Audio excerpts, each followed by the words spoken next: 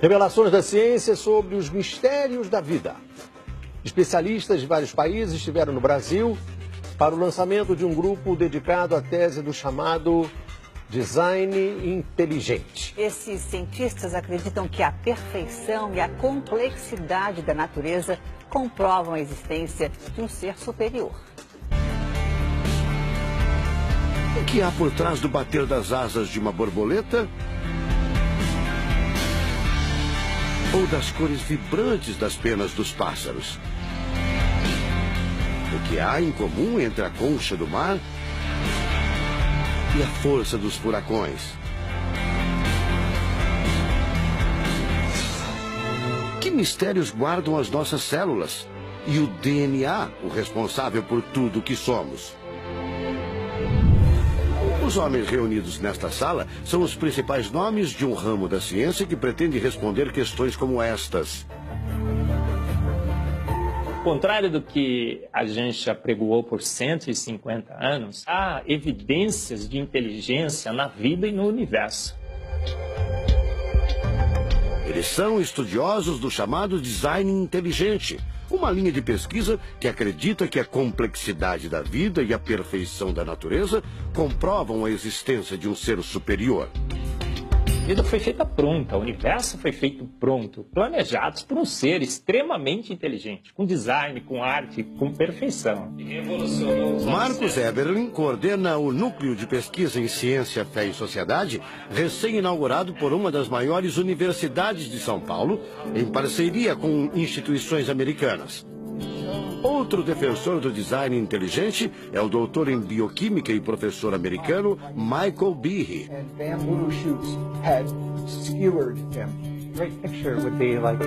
Brian Miller é doutor em física. Ele coordena as pesquisas da Universidade de Duke, nos Estados Unidos. Seria um super engenheiro, um super arquiteto? Você pode dizer isso, responde o físico. Um arquiteto que tinha a vida em mente, um criador que fez a vida deliberadamente. Also, when you look at life itself, não é de hoje que os cientistas procuram pistas deste arquiteto da vida. Galileu Galilei, o célebre físico e astrônomo italiano, disse há mais de 400 anos que a matemática é o alfabeto com o qual Deus escreveu o universo. A matemática se dedica a provar que tudo no universo segue uma lógica. Mas foi ainda antes, na Idade Média, que outro italiano, Leonardo Fibonacci, decifrou parte deste alfabeto. Ele descobriu um padrão numérico que se repete em quase tudo na natureza. Em homenagem a ele, o padrão passou a ser conhecido como sequência de Fibonacci, uma sequência lógica de números que pode ser expressa em formas geométricas. Em cada quadrado, a gente consegue construir arcos, são aquelas linhas tortas, né? A gente consegue ligar um arco com o outro. Quando você liga um arco, um outro arco, um outro arco, um outro arco, um outro arco, e vai seguindo um outro arco, pensando no próximo quadrado, um outro arco. Essa aqui é uma figura que é uma espiral, chamada espiral de Fibonacci. E essa espiral aparece em diversos lugares do nosso cotidiano. Aparece, por exemplo, na nossa orelha. O formato da nossa orelha é exatamente essa espiral. Uma coisa interessante, aparece no nosso rodamuinho do cabelo aqui. É o mesmo formato que aparece aqui. Que é o mesmo formato que aparece naquela concha do mar, tal do Nautilus, né? Que é o mesmo formato que aparece nas estrelas do universo. Que é o mesmo rodamuinho que forma quando tem um furacão. A sequência de Fibonacci foi encontrada também nas ondas do mar, nas pétalas das rosas, na distribuição das sementes do girassol e até nos hexágonos da casca do abacaxi. Mais uma comprovação matemática da existência de uma mente inteligente por trás da criação seria o chamado número de ouro, ou proporção áurea, representada pela letra Φ.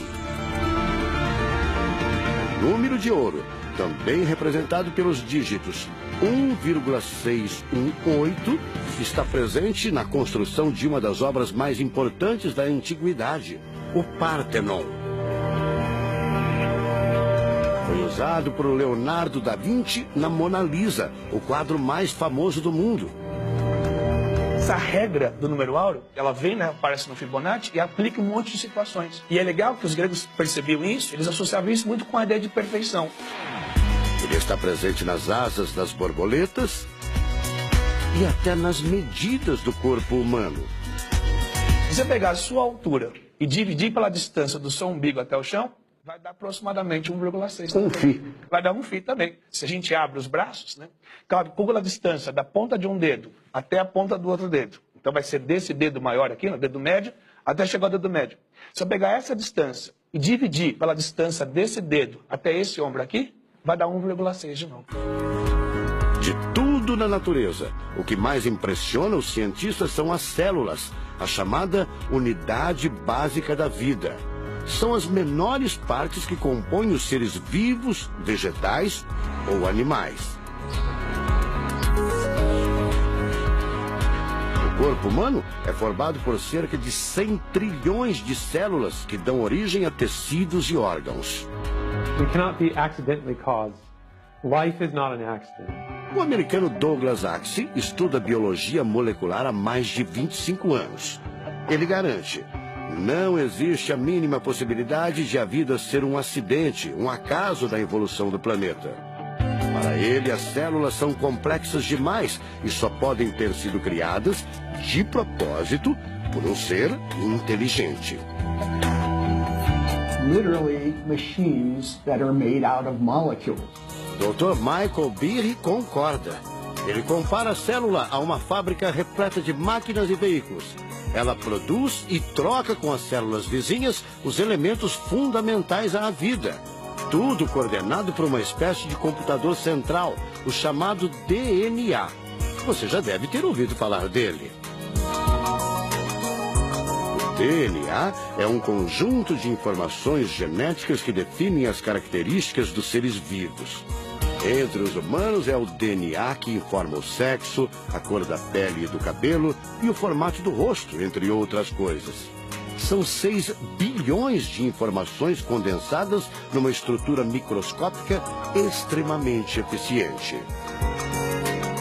O presidente da Sociedade Brasileira do Design Inteligente considera o DNA o mais avançado código de que se tem notícia.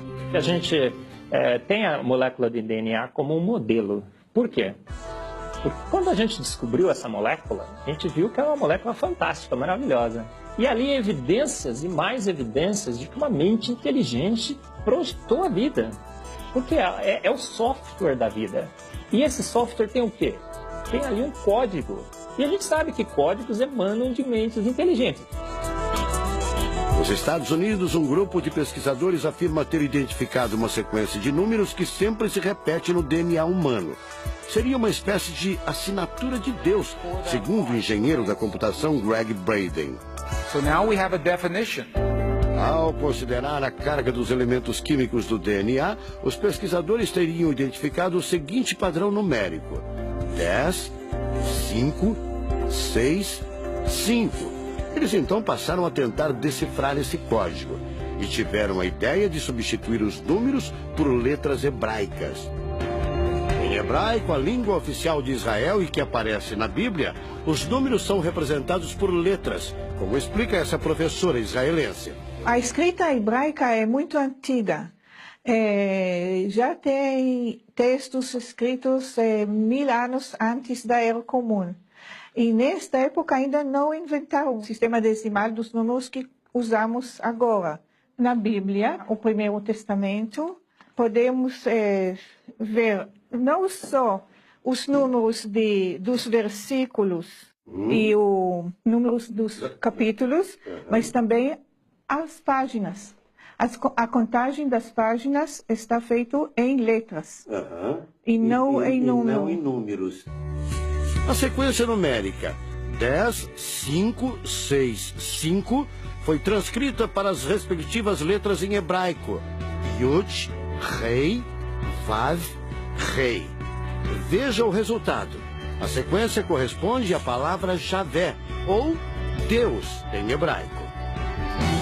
Apesar de todo o avanço da medicina, cerca de 90% das informações genéticas ainda são um mistério. O professor Eberlin diz que as descobertas científicas trazem implicações sérias para toda a humanidade, mas cada vez mais reforçam os argumentos de quem acredita no design inteligente, a assinatura de uma força superior. A gente vai ter que entregar essa informação para a filosofia e para a teologia. E a gente agora, como bons filósofos e teólogos que todos somos, a gente vai colocar a nossa filosofia e nossa teologia em cima desse dado científico e optar pela melhor opção.